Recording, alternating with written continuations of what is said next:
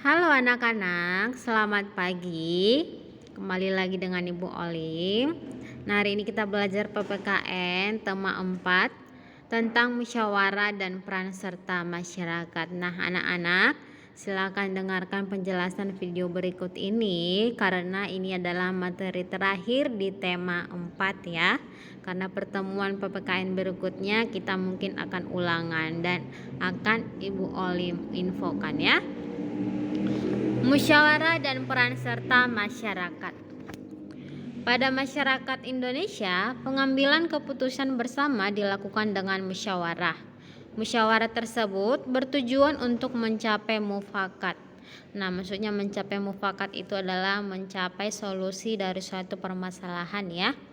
Nah, pengambilan keputusan bersama dilakukan untuk memecahkan masalah dalam masyarakat. Contoh ini adalah contoh kegiatan yang perlu dilakukan dengan cara musyawarah. Yang pertama, pemilihan ketua RT atau RW. Ini perlu dimusyawarahkan agar apa?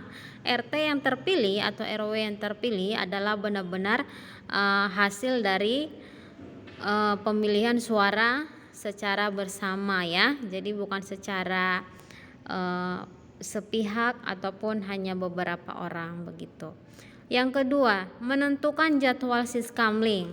Nah, ini juga perlu dimusyawarahkan, menentukan jadwal siskamling atau sistem keamanan lingkungan, karena pihak-pihak yang mungkin bersangkutan pada jadwal siskamling tersebut tidak memiliki waktu yang sama ya. Jadi harus perlu diatur, dijadwalkan sesuai dengan waktu yang pihak-pihak yang bersangkutan agar sesuai dengan jadwal atau waktu yang mereka punya.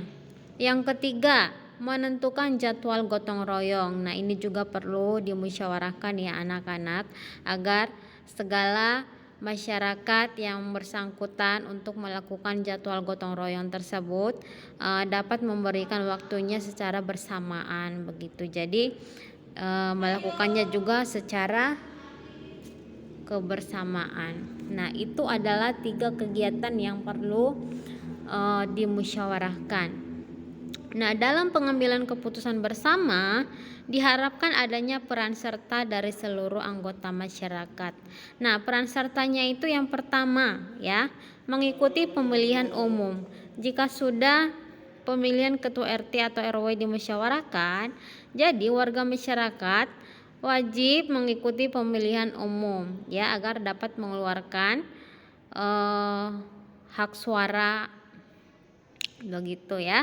Yang kedua, mengamati jalannya pemilihan ketua RT dan RW. Ini juga perlu. Ini juga merupakan suatu tanggung jawab yang harus dilakukan karena bisa saja pada saat berlangsungnya pemilihan ketua RT atau RW ada yang harus dilengkapi ya, segala kebutuhannya atau peralatannya atau barang-barangnya begitu ya. Yang ketiga, melaporkan pelanggaran yang terjadi pada saat pemilihan. Nah, ini adalah satu tanggung jawab yang harus dilakukan karena pada saat pemilihan umum, kenapa kita harus perlu mengamati atau melaporkan pelanggaran agar tidak ada pemungutan suara secara kotor begitu ya. Jadi pemungutan suara dilakukan secara bersih ya. Yang keempat, ikut serta dalam keamanan lingkungan. Nah, kalau sudah menentukan jadwal siskamling, berarti peran sertanya apa? Ikut serta dalam keamanan lingkungan. Jadi ikut juga bertanggung jawab sebagai orang yang bertugas untuk menjaga keamanan lingkungan kita begitu, dan juga melaporkan bagaimana keadaan lingkungan kita. Yang keenam, ikut dalam kegiatan gotong royong. Nah, setelah sudah ditentukan jadwal gotong royong, kita juga sebagai warga masyarakat wajib mengikuti kegiatan gotong royong karena itu juga untuk kebersihan lingkungan setempat. Dan yang terakhir, bertanggung jawab atas kebersihan lingkungan. Salah satu contohnya apa? Dengan tidak membuang sampah sembarangan ya.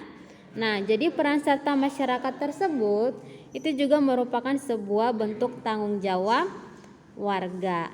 Begitu ya anak-anak.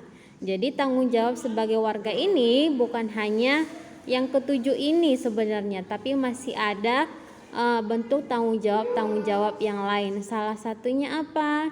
Kita harus memperhatikan bagaimana keadaan lingkungan sekitar kita, ya. Nah, anak-anak, untuk bentuk tanggung jawab ada dua tugas yang Ibu Olim siapkan di sini, ya.